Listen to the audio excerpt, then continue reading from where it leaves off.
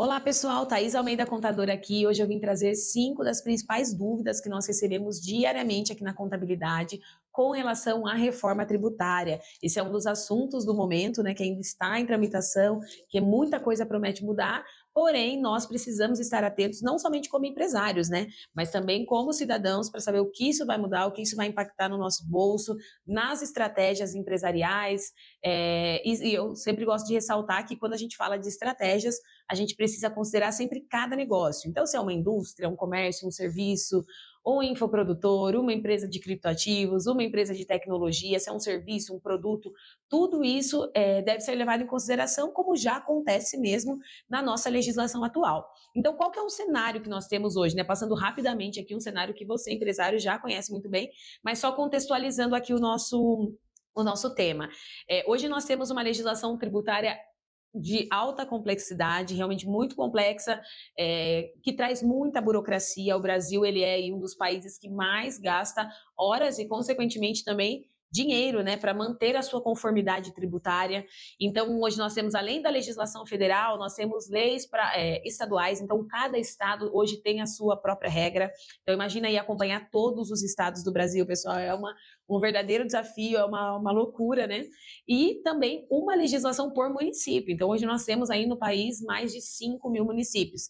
Percebam como isso gera uma demanda grande aí para os empresários, para as empresas, e também para a assessoria, né? Para o profissional contábil, tributário, que precisa acompanhar isso. E esse é um dos nossos grandes focos de atuação, né? A gente vive isso diariamente, então a gente sabe o tamanho, né, desse desafio. Então as pessoas sempre me perguntam, Thaís, o que você acha sobre a reforma tributária? Eu acho que ela deve acontecer. Se vocês falarem com qualquer tributarista, eu acredito que eles vão ser unânimes em falar que sim, a gente precisa de uma reforma tributária, a gente precisa simplificar esse, esse processo, né, de apuração de tributos, de conformidade, para trazer principalmente mais segurança jurídica aos negócios. Então, quando a gente fala de segurança jurídica, nós estamos falando de trazer ali uma garantia de que aquilo que a empresa fez está certo. Então, hoje é tão burocrático o nosso sistema que a empresa faz alguma coisa ali querendo acertar e ela acaba errando, né? Por quê? Porque tem uma brecha, porque depois vem um entendimento diferente e gera toda essa insegurança aí que traz muitos riscos para o negócio, né? Pode gerar ali, de repente, um prejuízo, um negócio que foi feito para dar certo com uma determinada estrutura, de repente muda por um entendimento diferente que surgiu ali na legislação. Então, a reforma tributária ela visa simplificar esse projeto. Ele vê essa proposta, né, de emenda constitucional, ela visa projetos do exterior já, o IVA, né, um projeto de recolhimento de imposto de forma, IVA agregado, né, de forma mais conjunta. Então, aqui no Brasil, para nós, traduzindo, a princípio, essa primeira fase da reforma, ela tem como objetivo atingir os impostos sobre o consumo, né, os tributos sobre consumo. Então, mudaria PIS, COFINS e IPI para as contribuições, né, para a CBS, contribuição sobre bens e serviços, e o ICMS e o ISS passariam a ser IBS, Impostos sobre Bens e Serviços. Então percebam, pessoal, como já vai, essa proposta ela visa unificar, entre outras mudanças, tá, que a gente não vai abordar aqui, porque o nosso foco direto principal é na atividade empresarial diária, mas tem outras mudanças previstas para IPVA, para ITCMD, mas ela já unifica ali os tributos, facilitando muito essa dinâmica. Mas claro que a gente ainda não sabe como vai ser, muitas coisas ainda vão mudar. A proposta ela foi aprovada na Câmara e seguiu para o Senado, e aí a gente vai acompanhando e com certeza trazendo mais informações aqui para vocês. Não deixem de seguir, acompanhar aqui o nosso canal, já deixem o joinha aqui para a gente, para vocês acompanharem o andamento de toda essa reforma e a gente estudar junto aqui os impactos no seu negócio, ok? Então, trazendo aqui para as dúvidas, para as principais dúvidas que a gente recebe todos os dias. Quando vai mudar? Então, quando vai mudar, nós ainda não sabemos, pessoal, porque ainda estamos em fase de aprovação e muita coisa ainda pode mudar nesse caminho. A segunda dúvida é se o Simples Nacional vai acabar. E essa pergunta é muito importante, porque hoje nós temos muitas empresas no Simples Nacional, né?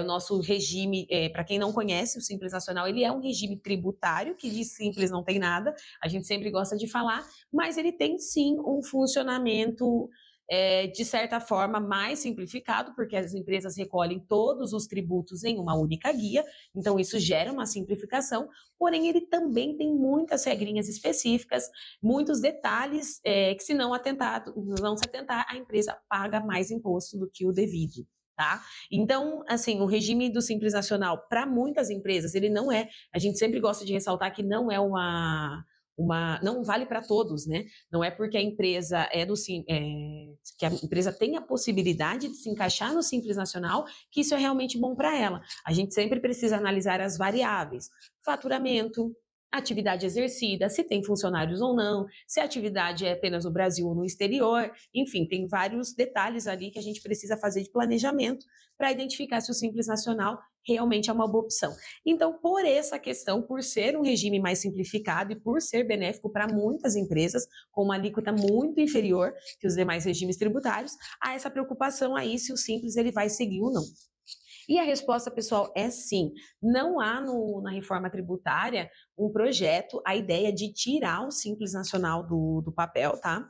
Porém, o Simples ele pode ser atingido de forma indireta com as mudanças que vão ocorrer para os demais regimes tributários. Então, pelo que nós tivemos até hoje, talvez, né, nós temos hoje a sistemática que nós podemos até trazer mais detalhado em outros vídeos, mas nós temos a sistemática de crédito, de regime cumulativo e não cumulativo para os outros tributos, quando a gente fala de ICMS, de PIS e COFINS, para empresas do lucro presumido, do lucro real, a gente tem essa sistemática de compensação, ou seja, se na venda eu devo R$ 1.000 de impostos e na compra eu tive ali um crédito de 500, eu posso abater e pagar somente a diferença.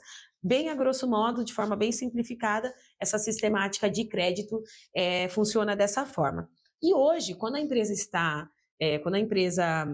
é uma empresa que tem direito a créditos de PIS e COFINS e ela compra uma mercadoria de empresas do Simples Nacional, contrata, né, uma empresa do Simples Nacional ou até mesmo um MEI, ela pode se creditar, ela tem direito ao crédito, mesmo que essas empresas não paguem de fato esses impostos, né, não paguem de forma separada, digamos assim, em uma alíquota tão alta, eles podem se creditar. Com esse novo projeto de IBS e CBS, as empresas que contratarem empresas de Simples Nacional somente poderão se creditar do percentual de imposto que essas empresas efetivamente recolhem. Então vejam aqui comigo, o Simples Nacional ele é um regime mais simplificado que paga um imposto menor. Quando as empresas maiores querem contratar algum serviço, produto de Simples Nacional, elas vão ter um crédito menor, correspondente ali ao que o Simples Nacional paga, o que não acontece se ela contratar uma empresa que é do lucro presumido ou lucro real. Então percebam que assim, o Simples Nacional ele vai existir, mas será que ele vai continuar benéfico? Será que isso vai gerar algum impacto na competitividade das empresas do Simples Nacional? Então esse é um ponto aí que a gente ainda vai aguardar os desdobramentos para poder discutir melhor. E RPJ e CSLL, eles são tributos diretos, né, que as empresas do lucro presumido e lucro real pagam separadamente. Eles vão ser excluídos, né, eles estão nessa fase da reforma? A resposta é não. Nessa primeira fase, esses tributos, que são chamados tributos diretos, ainda não estão incluídos, mas já há projetos também para futuramente fazer a reforma desses tributos, e aí vai ser uma reforma completa, digamos assim, né? Mas, a princípio, está somente nos impostos diretos. Uma outra dúvida muito comum, a quarta dúvida, é se o setor de serviços será realmente impactado. E a resposta é sim, pessoal, ainda cabe muitas análises, mas considerando essa alíquota alta, né, que se imagina, porque ainda não temos a alíquota definida também, então se imagina uma alíquota ali se espera uma alíquota em torno de 25%, então realmente vai onerar as empresas de serviço. Hoje mesmo no presumido, ali elas partem de 16%, ou dependendo do município que está estabelecido, se tem o ISS menor, a alíquota chega a ser até menor. Então, de fato, sim, teremos esse boom aí. Aí precisamos analisar, né, o que eles dizem. Ah, mas teremos crédito de tudo, né? Tudo, teremos uma sistemática sempre de não cumulatividade, ou seja, tudo que você comprar vai dar direito a crédito. Mas o que acontece nas empresas de serviço? Praticamente não temos produtos, né? Na empresa de serviços, em sua grande maioria, a grande despesa ali recorrente é folha de pagamento. Né? Então, folha de pagamento, ao menos que mude, né, não daria direito a crédito. Então, ali fica essa dúvida é, se realmente o setor de serviço ele vai ser impactado. Tem muitos órgãos aí, reguladores, representativos de categoria, brigando por isso, discutindo isso. Então, a gente sabe que muitas vezes isso traz ali algum poder, né, de discussão. Então, a gente pode aí ter boas notícias ainda com relação ao setor de serviços. E quando começa a valer? Se aprovado, dando tudo certo, a expectativa é que passe a valer a partir de 2026. Então, não vai ser do dia para a noite, né, pessoal? Quando a gente fala de receitas, assim, de Receita Federal, né, de receitas, né, em valores de governo, né, de pagamento de impostos, qualquer percentual ali, a gente está falando em bilhão, né, nós estamos falando em uma arrecadação muito expressiva, né, que mexe diretamente no orçamento. Então, precisa ser muito bem estudado e precisa ter esse aumento gradativo, né? Essa mudança gradativa, na verdade. Então, ali, iniciando em 2026, o projeto é que inicia em 2026 e vai ocorrendo as mudanças até 2032, quando vai entrar 100% as novas regras. E aí nós temos, pessoal, fora essa junção, né? Um projeto, uma proposta de criar o IS, que é um imposto seletivo. Temos a proposta que vai encaixar ali sobre coisas que danifiquem o ambiente ou que causem mal à saúde, como nós já temos hoje, né, alguns produtos eles têm uma alíquota maior, porque não são tão essenciais, os produtos essenciais têm uma alíquota menor, então nós temos essa proposta também, temos proposta de cashback para pessoas de baixa renda, enfim, pessoal, é um tema extenso, a gente não consegue abordar tudo aqui, a ideia hoje foi trazer mesmo as 5 principais dúvidas que eu acho que são muito relevantes mesmo, que atendem muitas empresas, atendem muito a dúvida de muitos empresários, e é claro que se vocês tiverem mais alguma dúvida específica, vocês podem deixar aqui para a gente, e a gente vai trazendo mais conteúdos aí para atender todas essas dúvidas com relação à reforma, ok? Então não esqueçam de seguir aqui o nosso canal, deixar um joinha para a gente, deixem as suas dúvidas, deixem as suas sugestões, e a gente fica à disposição para auxiliá-los, ok? Até a próxima e obrigada.